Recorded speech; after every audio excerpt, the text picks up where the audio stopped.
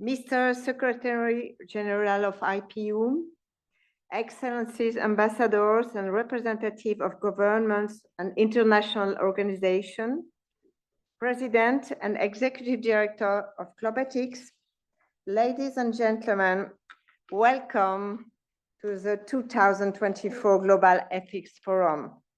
It's my honor today to open this session. The music, the values of Sorgel Mise will accompany us in this afternoon's discussions.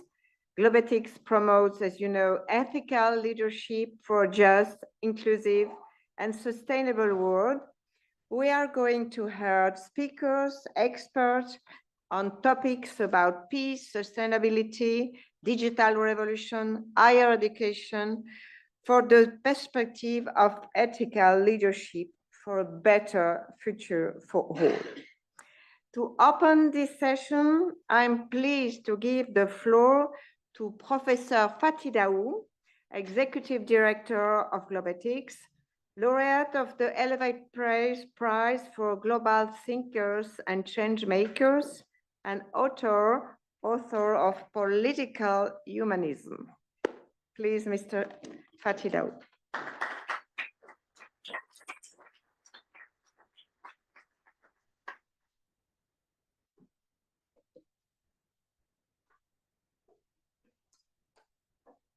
Usually this is a bad sign when you have a glass of water. This means that you will speak for a long period of time. But I assure you it won't be too long.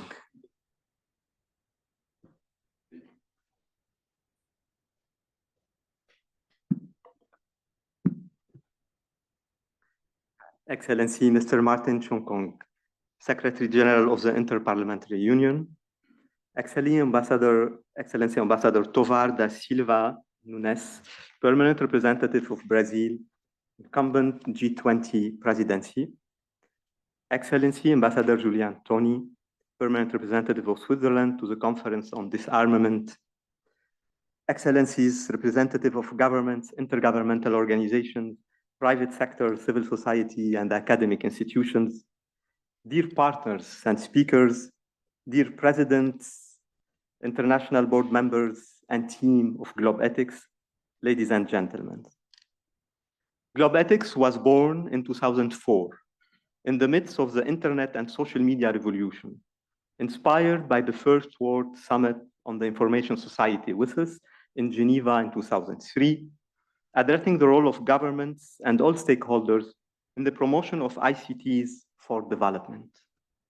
Therefore, the DNA of Globethics is to combine innovation and development and to ensure that both realities are thought, designed, and implemented in an ethical and responsible way, leading for a more just, inclusive, and sustainable world.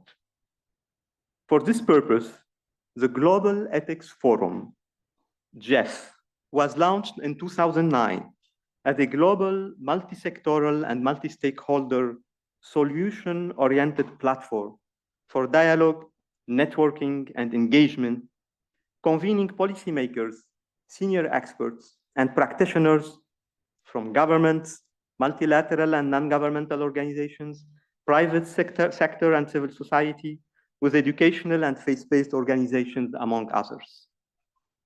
The forum is an open framework for value-driven inspiration, exchange, reflection, networking, and action, coping with the current global agenda and related ethical challenges and solutions. Through in-depth discussions, shared experiences, case studies, and evidence-based documentation and policy recommendations, the Global Ethics Forum generates innovative ideas, groundbreaking initiatives, and impactful coalitions to put ethical leadership at the heart of the global and sectoral governance. 20 years after the creation of Globethics, we are witnessing nowadays a new turning point in the humankind history. Some have called this moment the fourth industrial revolutions. We may be at the beginning of a new civilizational era that is fundamentally changing the way we live, we work, and we relate to each other. But there are more than the changes introduced by artificial intelligence and related unprecedented technological advancements that put our world in a pivotal moment. The environmental and security challenges constitute more than ever a real sword of Damocles over our necks. When I asked my colleagues what I shall say in my opening speech, I was told that we are suffering from the over-politicization and polarization, and I would add militarization of everything. And we should tackle this.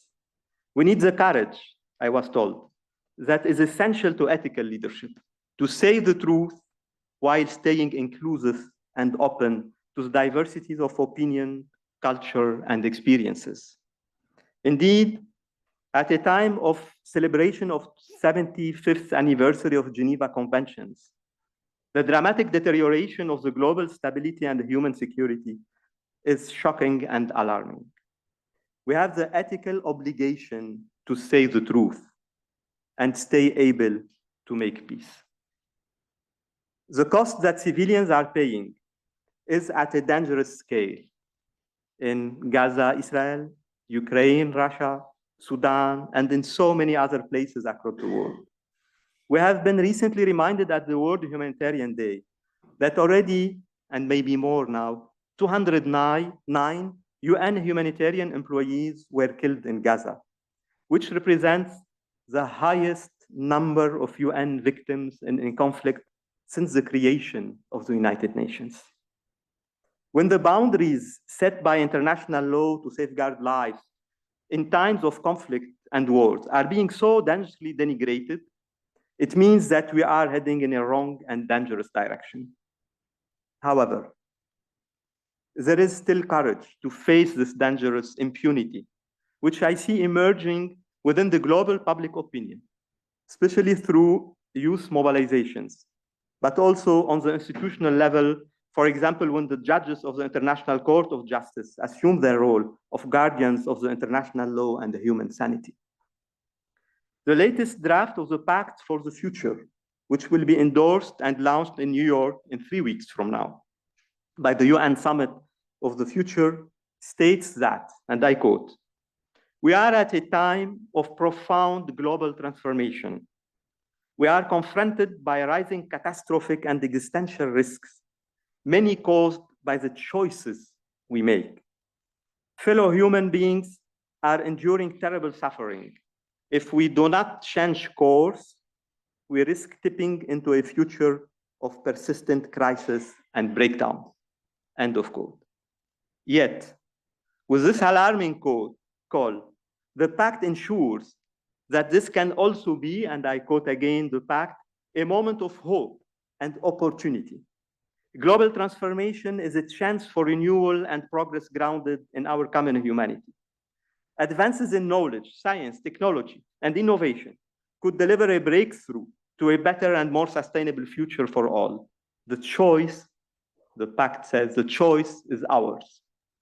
Indeed, we are gathered here to ensure that this choice, that is also ours, and does not only belong to the head of states who will gather in New York in 3 weeks, won't be the lowest common denominator between competing short-sighted political agendas, but an ambitious, inclusive, and impactful roadmap for a better future for all.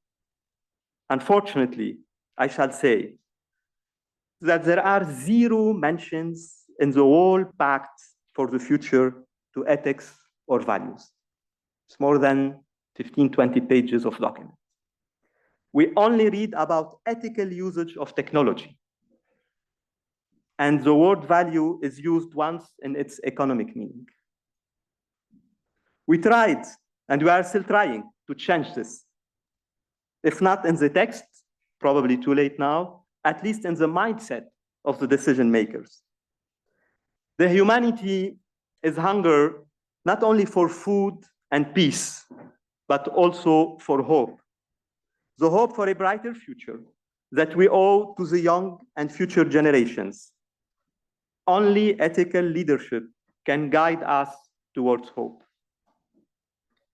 When we thought to organize the forum this year under the title Ethical Leadership for a Re-envisioned Future, we decided to launch with the forum an award for ethical leadership. Because only leaders whose thoughts, decisions, and acts are ethically rooted can be the lighthouses we need to find the road for the future. However, after reflection, we transformed this initiative into a Youth Leadership Award, convinced that the ethical leadership we need, capable of making us dreaming and mobilizing for a brighter future, are the young people themselves. The Declaration on Future Generations, also to be adopted by the Summit of the Future, recognizes children and youth as agents of change, and we do. We will meet here and celebrate 3 of those young leaders present among us as finalists for the first edition of the Youth Leadership Award. Hence, we want this forum to be a safe space for intergenerational, intercultural, and intersectoral engagement, for solution-oriented thought leadership. It unfolds during 3 days of promising discussions and creative recommendations under 3 main thematic areas: inclusive peace and development, responsible governance, and trustworthy artificial intelligence. The collective thinking of 78 speakers and 32 knowledge partners from 34 countries and 6 continents gathered here, with more than 1,000 on-site and online participants, can't be but groundbreaking engagement, searching for creative answers for the following challenging questions. How can ethical and spiritual leaders contribute to reconciliation and life savings? How can we revive ethics in international relations? What kind of new paradigm is needed in philanthropy for sustainable development and peace? Is the ESG hype cycle over?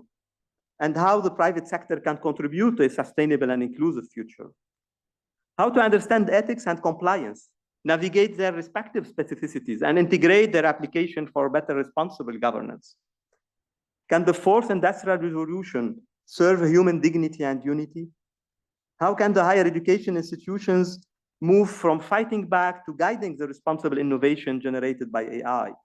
And how can we foster intergenerational dialogue and action on ethics? The discussions will be framed by an opening dialogue on ethical leadership and the closing discussion on the 2050 visions. The forum will also include the launch of many publications and policy reports, such as the Global Survey on Business Ethics and the report on navigating the future of higher education with artificial intelligence. After the intensive discussions, the forum will conclude with a festive moment, celebrating together the 20th anniversary of Globethics and the Presidency handover. Finally, I would like to say an immense gratitude to those who believed in this initiative and accepted to join us in diverse forms. Thank you, Martin, for being our guest speaker for this year, bringing through you the voice of the world parliaments and also the wisdom of Africa, the continent of hope.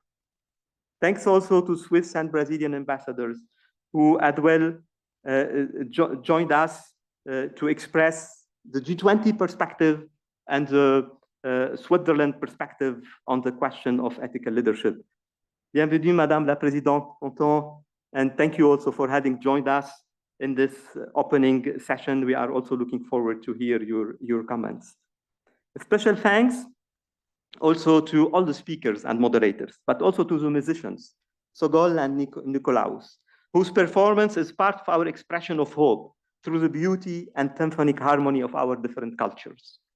I would also like to thank our 32 knowledge partners. The list would be too long to cite them all, but the logos are here on the screen, from 6 different continents, from different sectors, and also our sponsors, Fondation Pierre et Laura Zurcher, the City of Grand Saconnet, and CAGI, Centre d'accueil de la Genève Internationale, and our strategic partners who substantially contributed to financing the forum, our long-standing partner, Lindsay Foundation and Qingsong Health Company.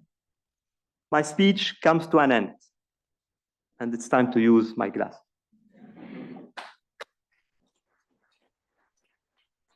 My speech comes to an end, but it's not the last word. But before leaving the stage, I want to give you two rendezvous.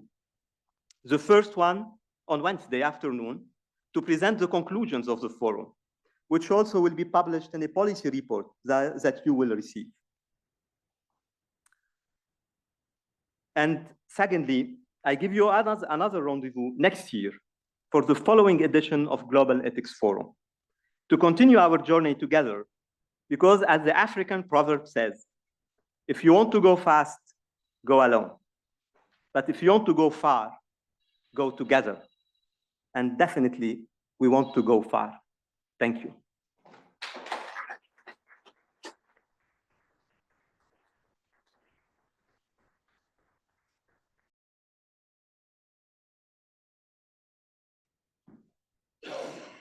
Thank you very much, Professor Fadi, for this welcoming speech and words of hope.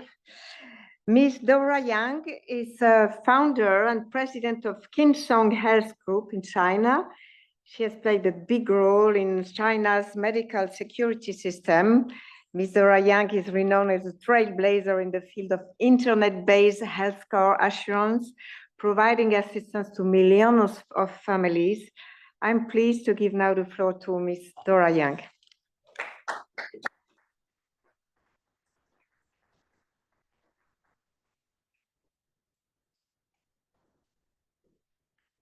Excellencies, ladies and gentlemen, good day to you all.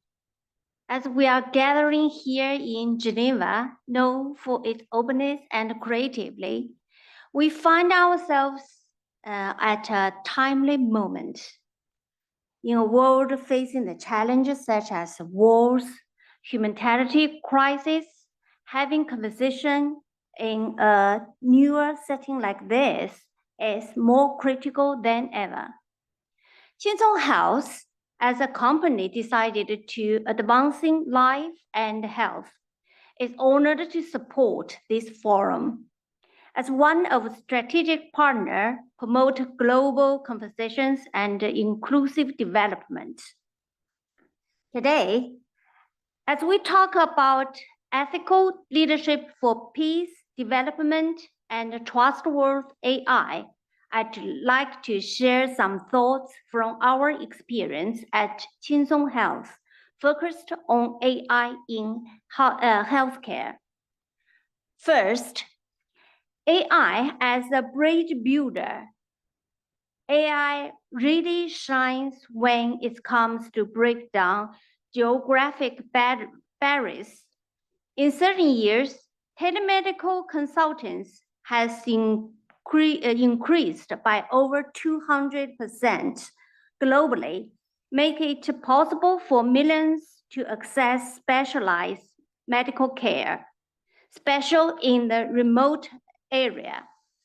Think of this as a digital highway, connect everyone to the network of medical expertise. The digital highway helps tackle the tough realities that 1 in 10 people still lack in essential health service. Our AI tools, Dr. GPT, is a great example for this, able to handle questions about 3,800 common diseases and provide cares from remote management to urgent needs. As a special focused on chronic disease and rehabilitation, no matter where you are in the world, no matter which language you speak, our Dr. GPT is able to 24/7 to assist those who need it. Secondly, AI in prevention, moving forward, proactive care. There was a ancient Chinese physician Bian Que, known for his philosophy of treating disease before a cure. AI now helps it make this reality.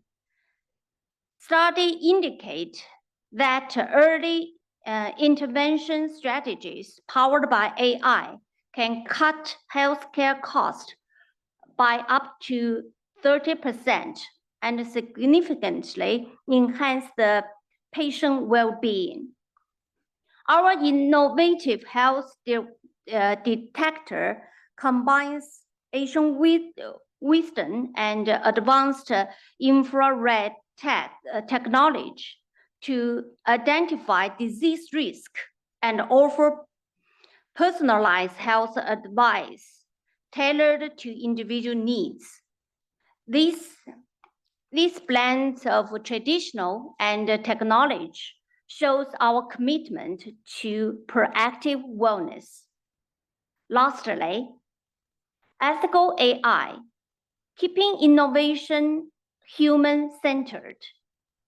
In today's technology-driven world, it's crucial to keep ethics in mind, guided by the Confucian's value about benevolence and empathy. Qingsong Health, along with other global leaders, is decided to creating AI that respect human dignity, privacy, and improve the quality of the life. International guidelines like the OECD AI principle strengthens the needs for transparent accountability and fairness in AI development. This highlights worldwide agreement in important ethical AI. We are deeply grateful for Globethics, and we are lucky to collaborate with them to promote the ethical use to the AI technology, support sustainable and inclusive development. Thanks. Let's keep this inspiring conference going, inspired by Geneva spirit of inclusive.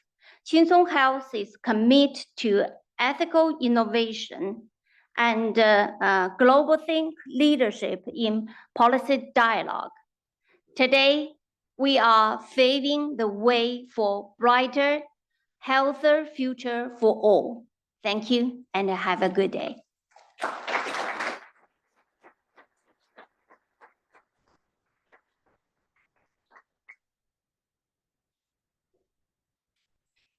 Thank you, Ms. Dora Yang. Ambassador Julien Thöni is representative to the Conference on Disarmament of the Permanent Mission of Switzerland to the United Nations Office and other international organizations in Geneva. Please, Mr. Ambassador, your speech.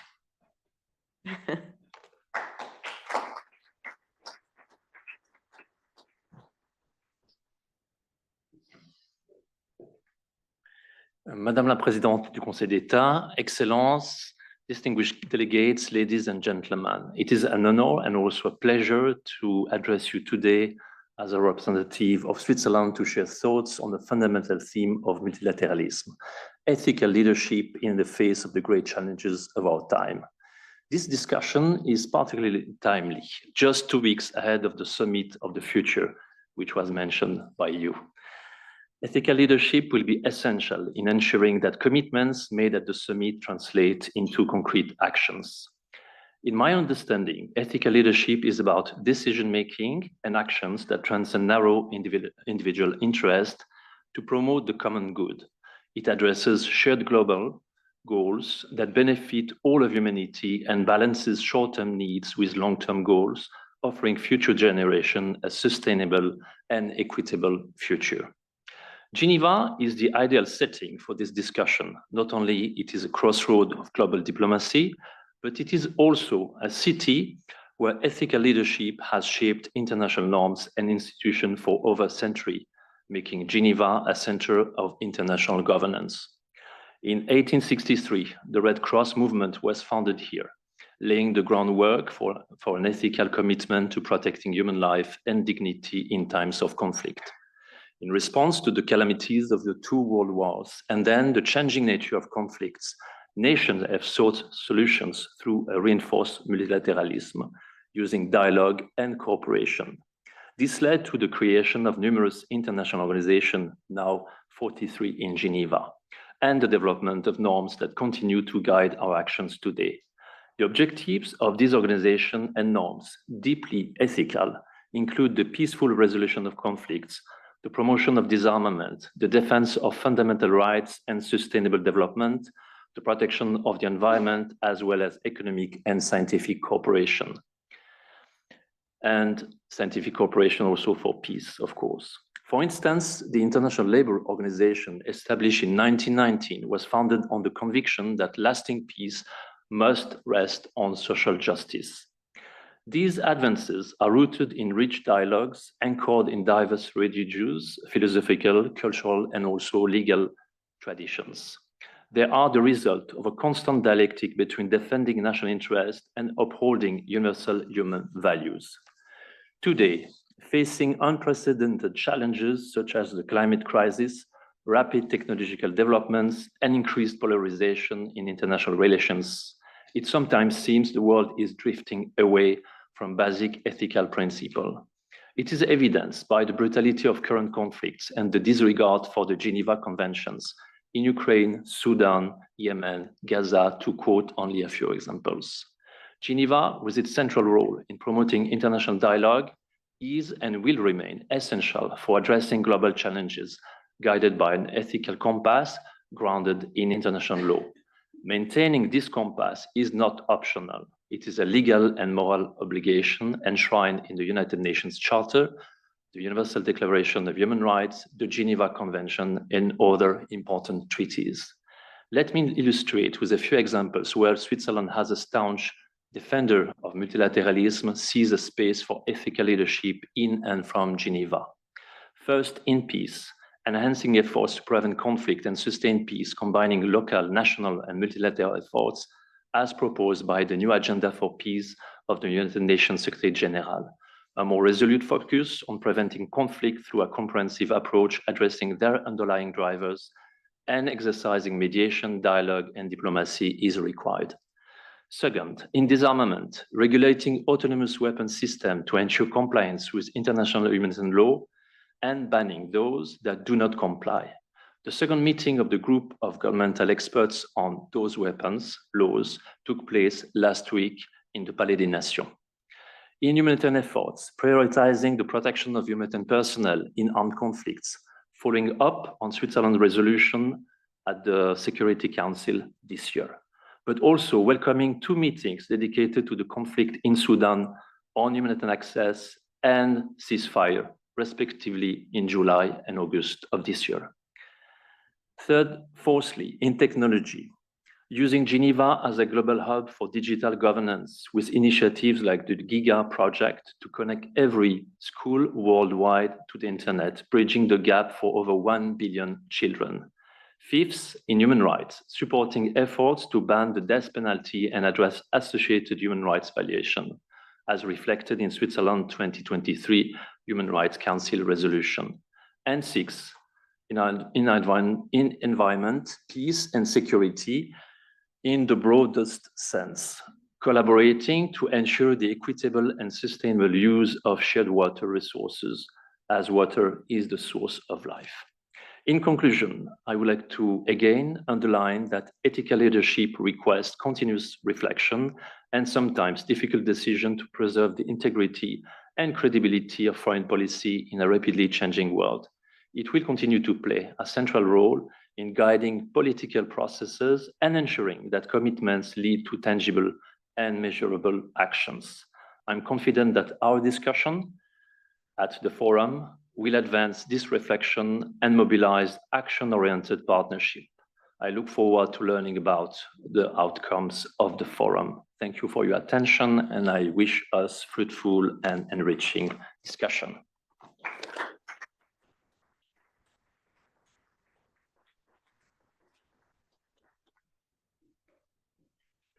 Thank you, Ambassador Julien Thöni. Ambassador Tovar da Silva Nunes is permanent representative of Brazil in Cuban G20 presidency to the United Nations Office and other International Organization in Geneva.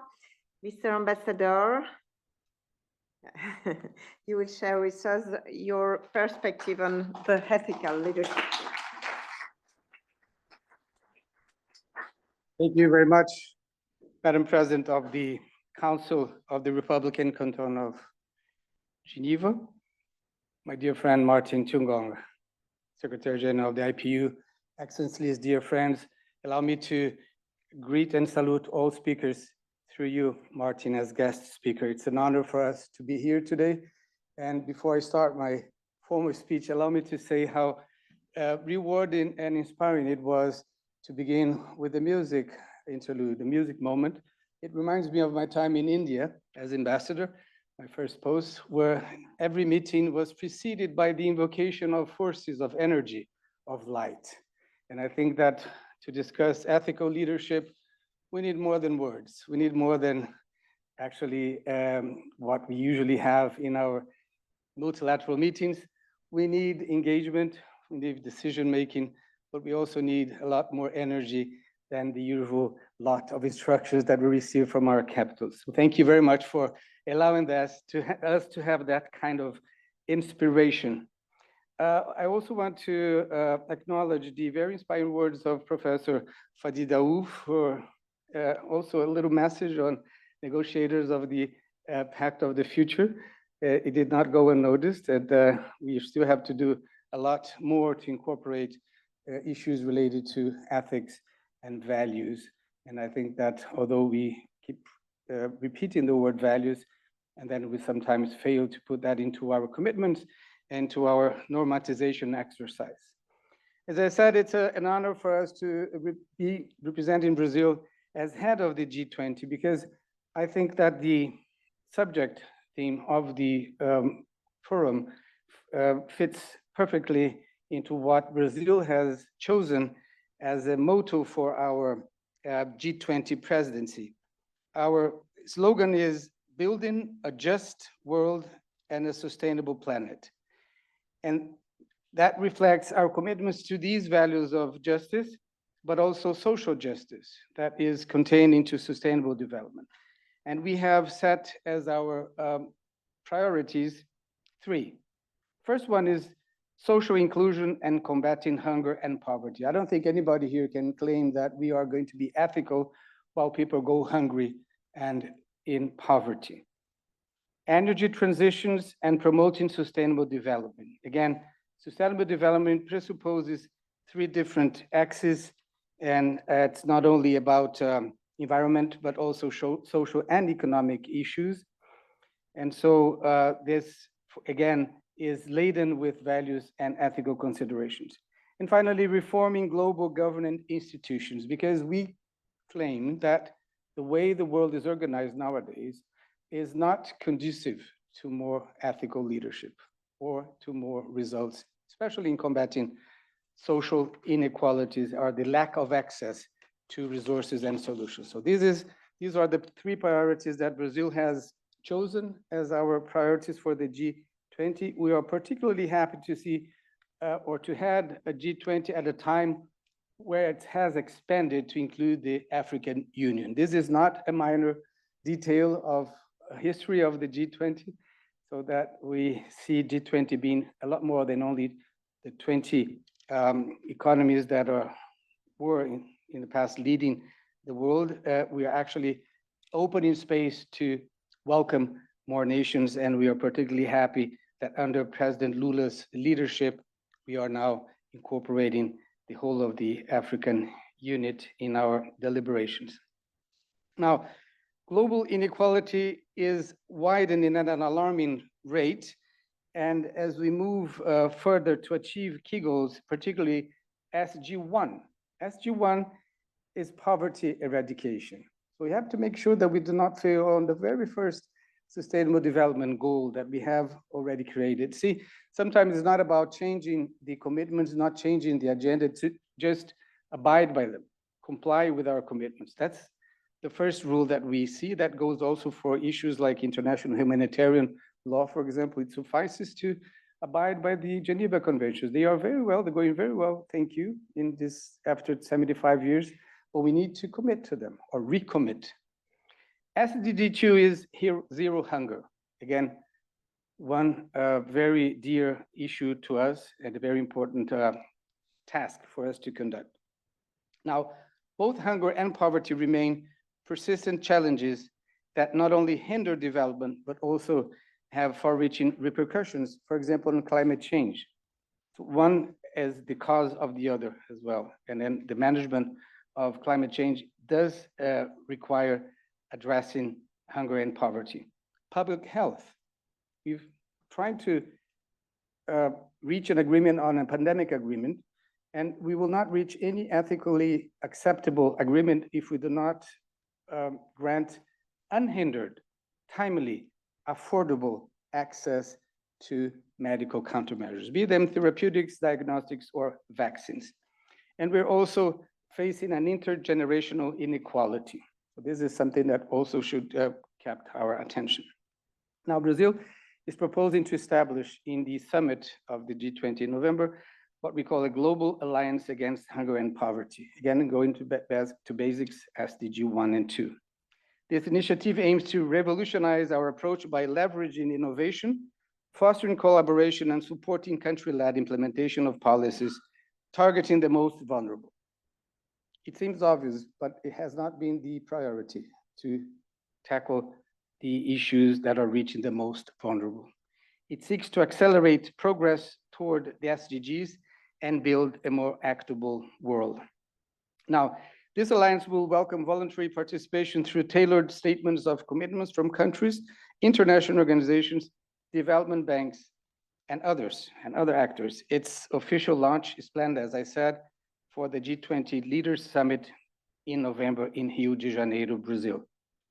Now, the strengthening of financing for energy transition and sustainable development is one of the topics that Brazil intends to prioritize, not only in G20, but also in other multilateral fora, such as the COP30, which will be hosted in Belém do Pará in 2025, in the very heart of the Amazon region. We invite all nations to fully engage in what is called the Mission 1.5 degrees Celsius initiative, which seeks to unite the international community around the goal of the Paris Agreement, striving to keep the global temperature increase below 1.5 degrees Celsius. Now, the world is at a pivotal moment. The challenges we face that range from geopolitical tensions to climate change demand a renewed commitment to multilateralism. And we are at the capital of multilateralism before any other city of the UN system. We believe peace, stability, and development require a revitalized multilateral system. And for that, we must strengthen our adherence to the UN Charter, international law, international humanitarian law, and diplomacy. It is high time for the G20 to contribute meaningfully to reforming global governance. And to this end, we are convening in New York on September 25th, G20 foreign ministers to open, will be open for the very first time to all UN members. So you won't only be foreign ministers from the G20, but we're inviting 12 organizations, but also it's going to take place at the ECOSOC building in order to allow broad participation for all memberships. Why? This is necessary for us because of two key reasons. First, it will take place within the UN headquarters in New York, sending a message that it is time for multilateralism to take stance on inequality.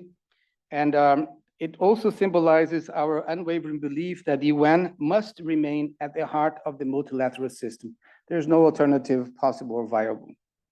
The second reason is for the first time in the history of the G20, that all members will be invited, which will reflect then our commitment to inclusivity and global dialogue.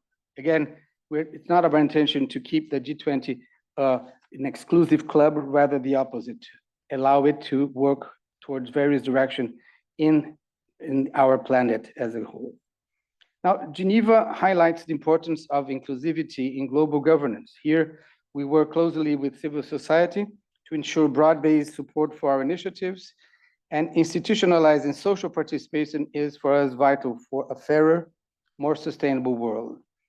We are actually trying to seek more participation, for example, by indigenous peoples in human rights. This is one example. We're trying to bring more and more participation of voices that have not been heard sufficiently enough in Geneva.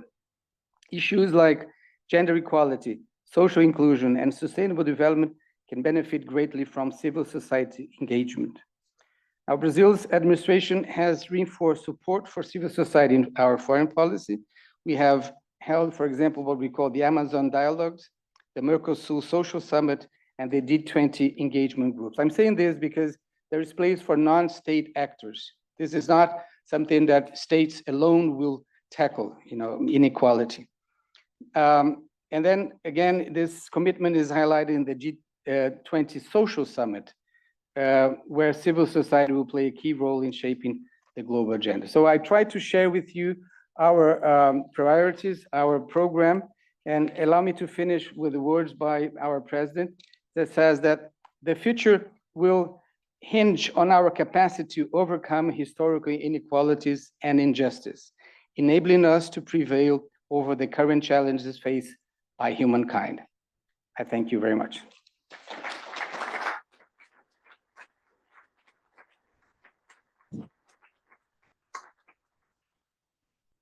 Thank you, Ambassador Tovar da Silva Nunes. And now we are pleased to give the floor to the President of the Council of State of the Republic and Canton of Geneva, Ms. Nathalie Fontanet.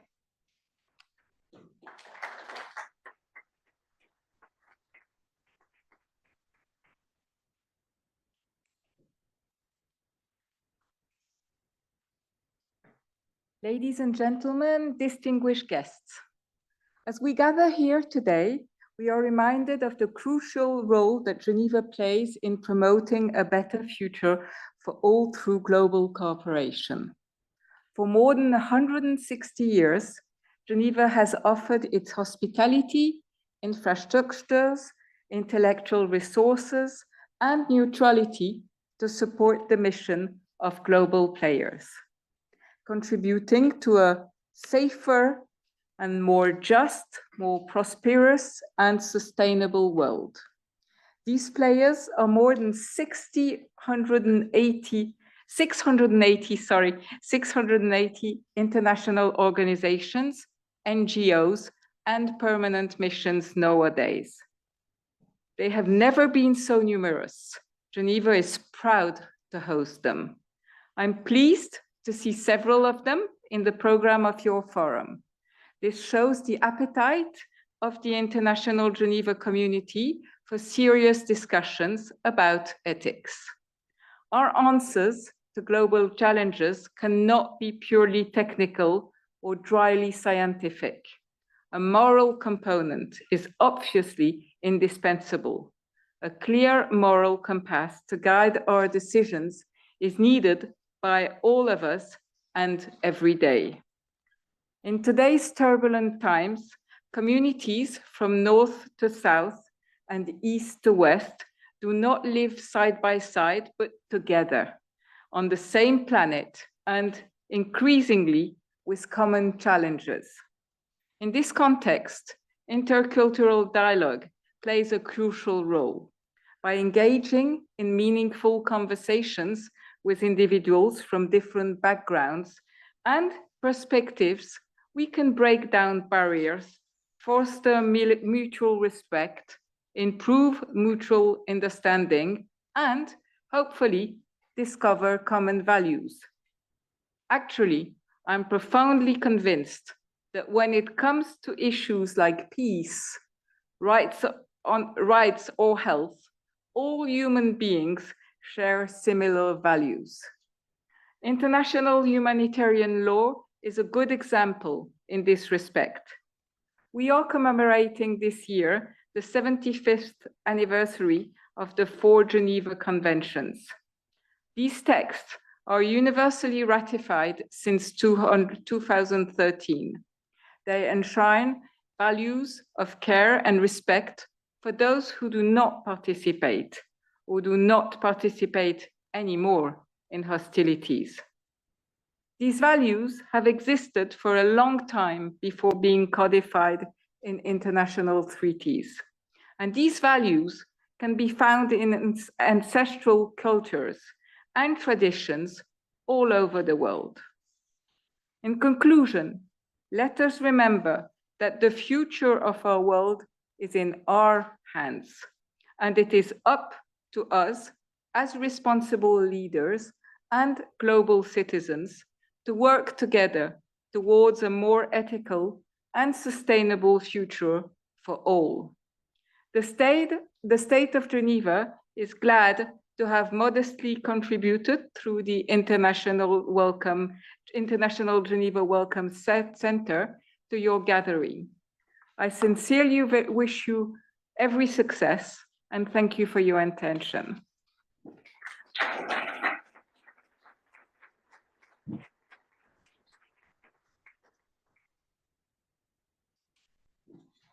Thank you, Ms. Nathalie Fontanet.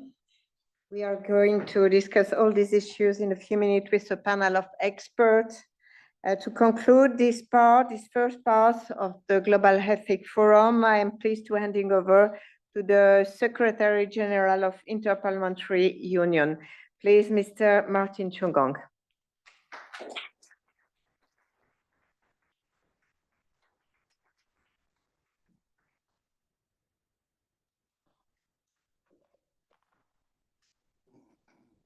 Thank you very much, Madam Director of Ceremonies. Your Excellencies, ladies and gentlemen, I believe previous speakers have already addressed protocolar matters, and so I will just acknowledge the presence of all those dignitaries and all the participants here today. I have been given the honor to deliver the keynote address at this year's Global Ethics Forum.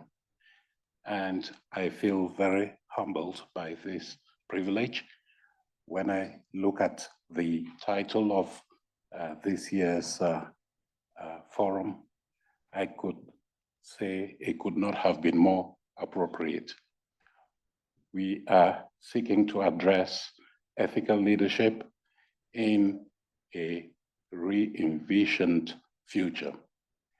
I salute those who designed this program, because many of us global leaders tend to behave like there was no future. And we are seen to be ineffective in delivering on the challenges facing the global community today.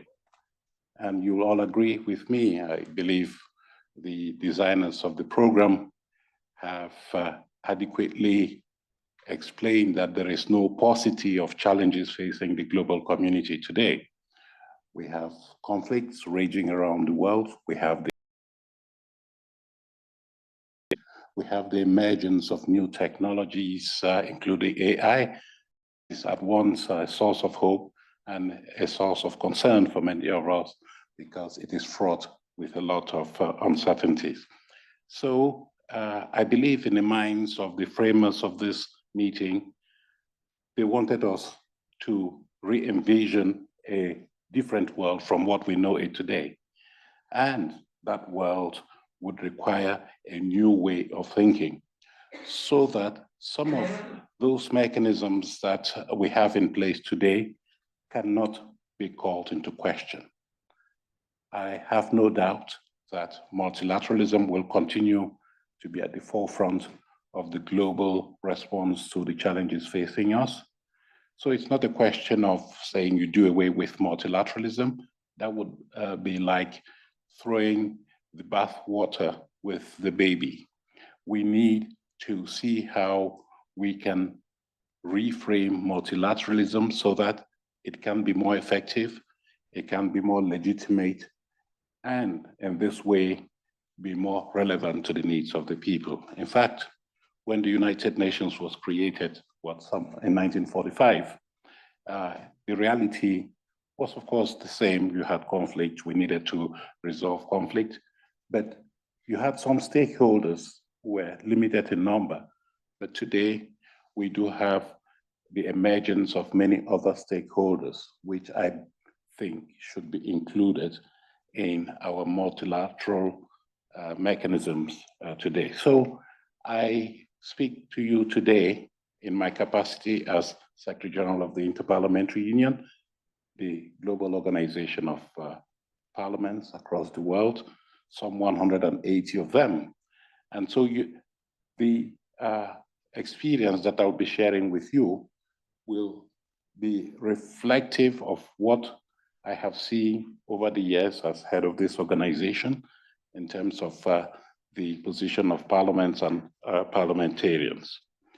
So for me, I think that leadership, including ethical leadership, goes to the very mandate of parliamentarians and parliaments.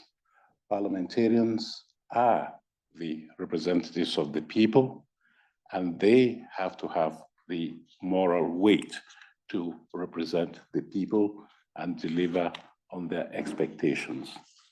And that is what we at the Interparliamentary Union are trying to do: identify what it is that parliaments need to do, what parliamentarians need to do, but also strengthening their capacity to do just that. Because we cannot assume that parliaments will display those skills and capacity that are required to deliver on the mandate entrusted to them by the people. So we try to promote dialogue. It is important that we no longer see parliaments and parliamentarians living in a bubble or ivory tower, oblivious of what is happening around them. So that is one thing I would like to share with you in terms of ethical leadership. Ethical leadership should be one that is promoting dialogue, promoting conversations between leaders, political leaders, and other leaders across a society with a view to inclusive and legitimate outcomes. And I must say that we're pleased that the values articulated by Globethics, thank you, Christophe and Fadi, for inviting me. The moral values that you articulate are very much aligned with those that the IPU is promoting. When we talk of inclusivity, equality, respect, integrity, and solidarity, these are all, I think, qualities that we need to display as leaders today. And that is why at the Interparliamentary Union, we have developed the ecosystem approach, which means that we no longer see parliaments or parliamentarians as a self-contained institution, oblivious of what is happening around them. They have to reach out to all of society if they want to reflect the views of all of society. They have to reach out to experts, civil society, professionals, academicians, all people who can contribute to enriching decision-making. So inclusivity of approach, integration of approach is something that we think is inherent in ethical, and I hasten to say, more effective leadership. So I see that this forum, and I'm very happy this year, is casting a broad net, addressing peace, sustainability, responsible governance, and the digital revolution, with a focus on intercultural and intergenerational dialogue. Who could question the rationale of this approach when we look at what the world is going through and the victims of the challenges that we are looking at in the world today? So, ladies and gentlemen, I think that parliamentarians, their primary duty is to represent citizens. It is not to sit in a room. That does not mean they have just to come and sit in a room and say they are representatives of the people. They have to think and act on behalf of the people. They have to take decisions that make a positive impact on the lives of the people. A lot has been said about democracy, strong parliaments around the world, but these are at best abstract notions. They only have a meaning if democracy, human rights, the rule of law all translate into better well-being for the people. And so this is something that I believe parliamentarians should be articulating. That is the meaning of representation of the people. And I think that ethical leadership must address the issue of trust. Our global community is facing a breach of trust. There is a disconnect between governors and the governed, because the governors are not being seen as being able to address the concerns of the people.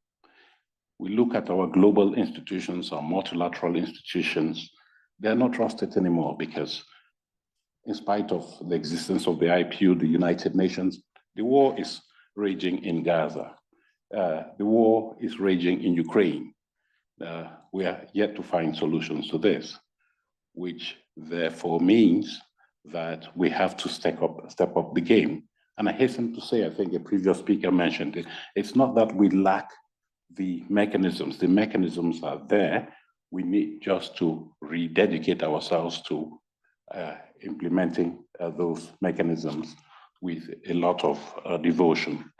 So I am the first to acknowledge that parliamentarians are not in the good books of society. And I think you made that point, Fadi, last year when we met in Marrakesh, that politicians, when you look at the ladder of public confidence, politicians are at the bottom, including parliamentarians. I agree with you entirely, because they're not seen to be serving the interests of the people. They are self-serving. They consider leadership as a right and not a privilege to serve humanity. So I think that it is important for us to be mindful of this very important aspect. And for us to restore trust, for us to restore the legitimacy of leaders, including parliamentary leaders, we need to go back to what we mean by democracy. For us, democracy means the existence of strong parliaments. And strong parliaments need to be representative of society. They need to be transparent in the way they operate. They need to be accountable to the people. You don't go and see the people just when you have to be elected and you forget them. You have to be accessible. Parliamentarians need to be accessible to the people, and they have to be effective on delivering. These are things that I think we all share and which I think we can prosecute in a more, I would say, stringent manner. I made reference to science and technology, including innovation. I said that this area is emerging strongly and fraught with a lot of concern, because AI, for instance, has the potential to move on into a much better future, but it also holds the potential to annihilate humanity. It is therefore important that effective leaders, effective or ethical leaders, should address the issue of artificial intelligence, identifying those potentials that are positive in their outcome, and also seeking to address the concerns, to address the doubts, and the positive, negative effects of artificial intelligence. And that is what we at the Interparliamentary Union are doing, looking at how artificial intelligence can impact democracy. But also we want to see how we can establish linkages between the world of policy making, the world of politics, and the scientific community. And that is why the experience of JESDA here based in Geneva is so, resonates so well with us, because it is important that in our era of ethical leadership, political leaders must be taking decisions on the basis of clear scientific evidence and not just on, I would say, speculation. So I encourage us and the global community to engage more with the scientific community. In the IPU, I think this will resonate very well with you, Fadi and Christophe. We're actually in the process of adopting a charter of ethics in science and technological innovation. We want parliaments to be at the forefront of the global community in terms of harnessing the positive potential of scientific and technological innovation. And so later this year, we'll be coming up with this document that would be guidelines for how parliaments can address the various challenges that come with scientific and technological innovation. I believe previous speakers have talked about inclusiveness in terms of including different stakeholders in the policymaking context. And a lot has been said about gender equality. A lot has been said about intergenerational dialogue, involvement of young people. And if I may, for a few seconds, put on my hat as chair of the Global Board of International Gender Champions, I want to say how important professionally and personally for me gender equality is. You cannot have effective, you cannot have ethical leadership without the equitable participation of both men and women in decision-making processes. That is not currently the case. Our data shows that women account for just 27% of parliamentary membership. That's not enough. Why shouldn't we have 50% of women parliamentarians and 50% men parliamentarians?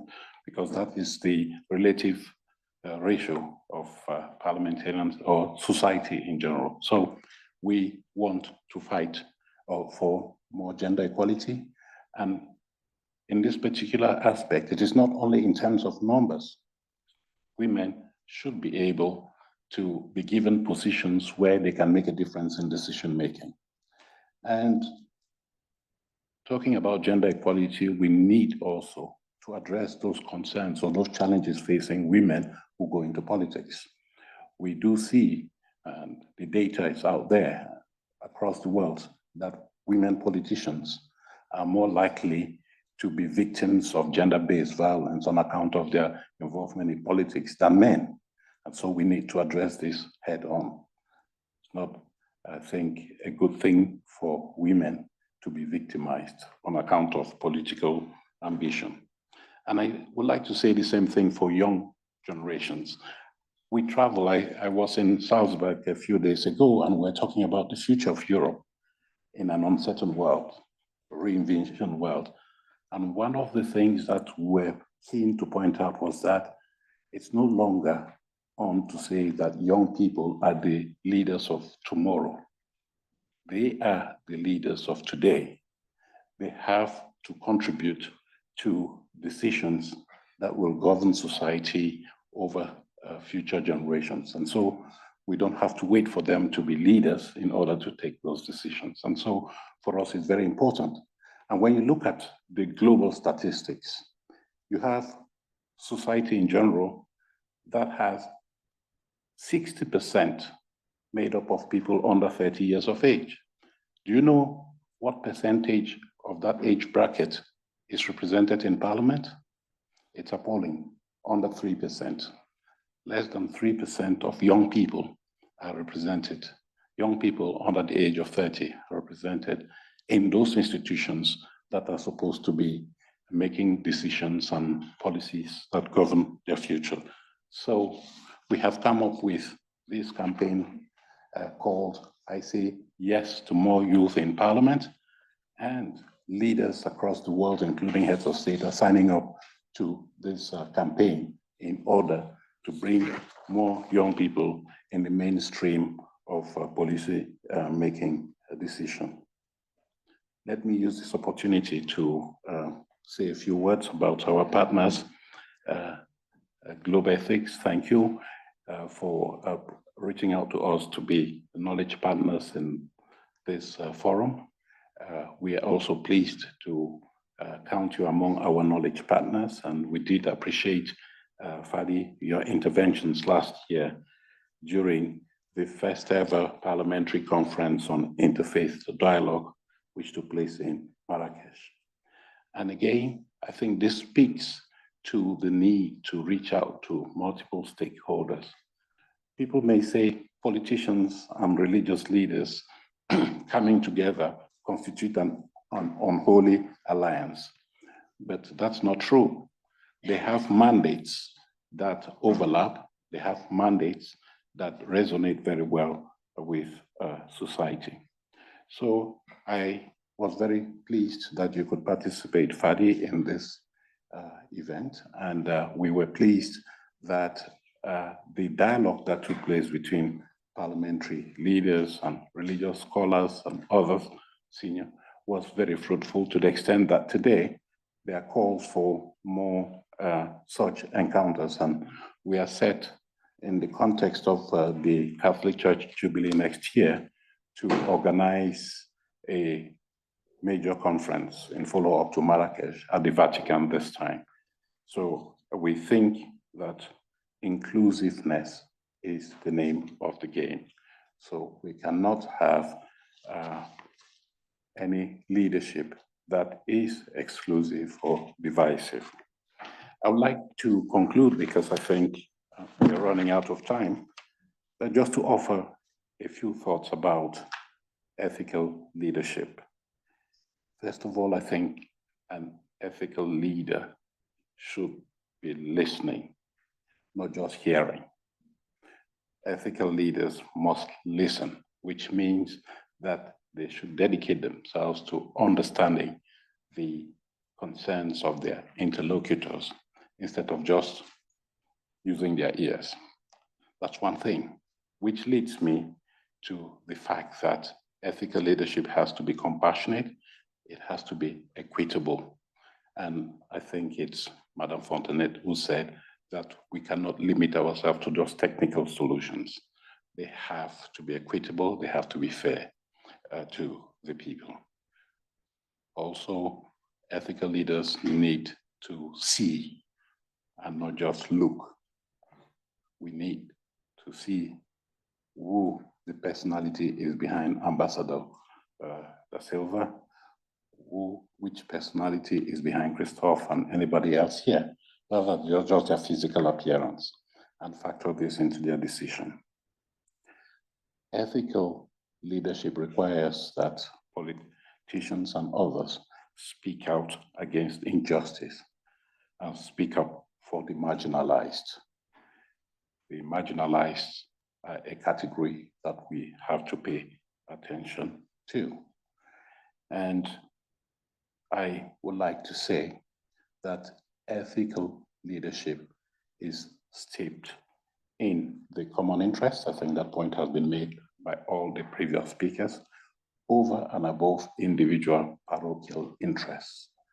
The moral compass has to be clearly re-established, which means that politicians and other leaders must take decisions in the common interest and not be selfish or egoistic in their approach.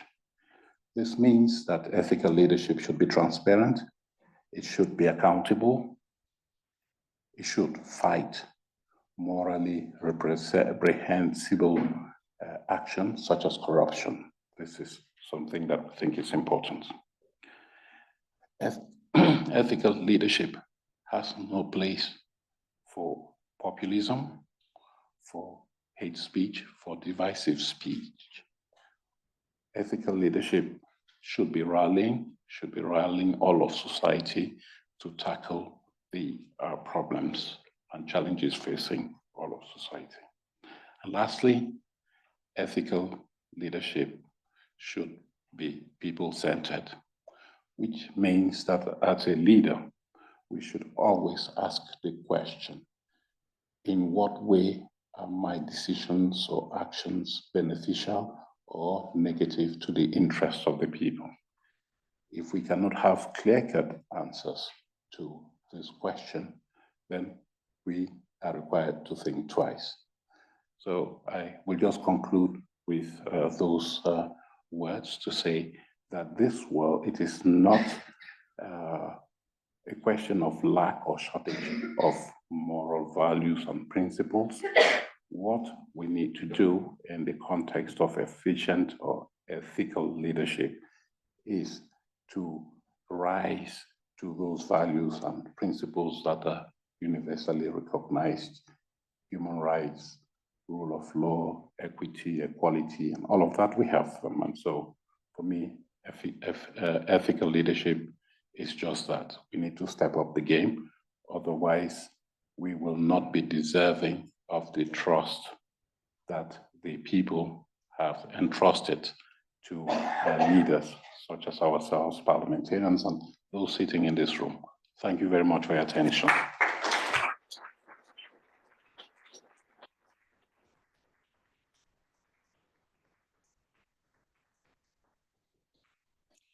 Thank you, Mr. Martin Chungong.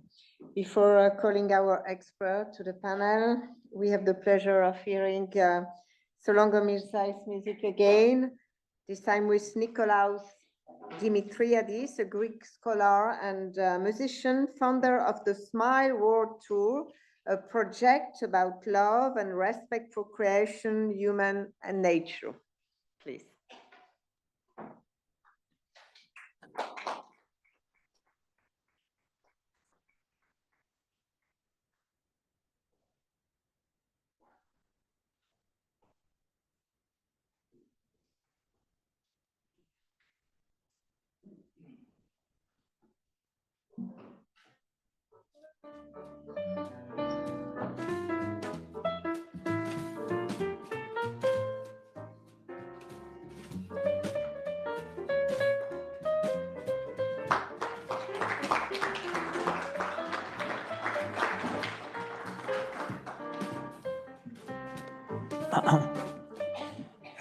Hello to all of you, distinguished guests.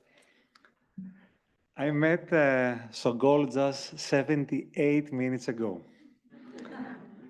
We didn't rehearse at all, but this, I think, is a lesson to all of us. Thank you very much I think today, for me, it's a triple celebration. First, because I'm here after 20 years. Then I celebrate my friendship with Christophe, I know him from 20 years. And what we're going to experience today, it's a dialogue which is more than music. The dialogue between East and West, it's about fostering a deeper understanding and respect between cultures. And this will ensure that our global community grows not just in knowledge, but in empathy and in ethical consciousness. Thank you.